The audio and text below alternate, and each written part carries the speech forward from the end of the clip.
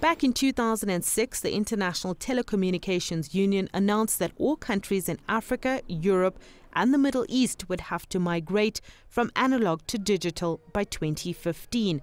While most countries have made the switch over, it seems South Africa will miss the June deadline. The biggest implication for missing the deadline is that the ITU, which is the International Telecommunications Union, will no longer protect South Africa, or countries who have committed to that deadline, will no longer protect the analog signals from signal interference.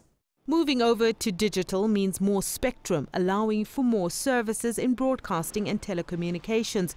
Despite the economic benefits that can be realized, South Africa is still struggling to make headway in finalizing the switch. There's what they call the digital dividend. Because digital TV is so much more efficient in using spectrum than analog, we'll free up huge chunks of frequency, which can then be used to roll out broadband. The encryption on set-top boxes is causing much debate between public and private broadcasters. Africa's biggest paid TV service, MultiChoice, who has invested heavily in infrastructure on the continent, says this should not apply to public broadcast services as it creates unfair competition.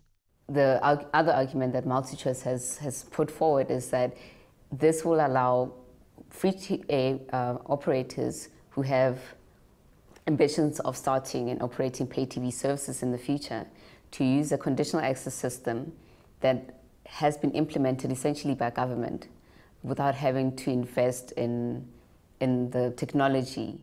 But ENCA, which started as a free-to-air service, disagrees.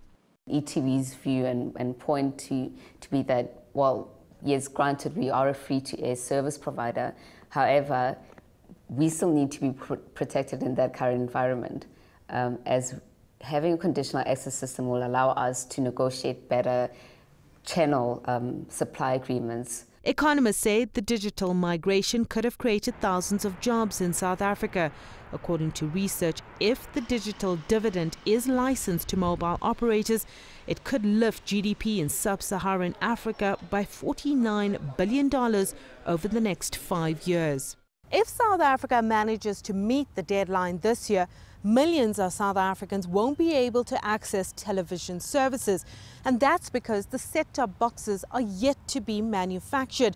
Now, the set-top boxes are needed to convert the signal from analog to digital.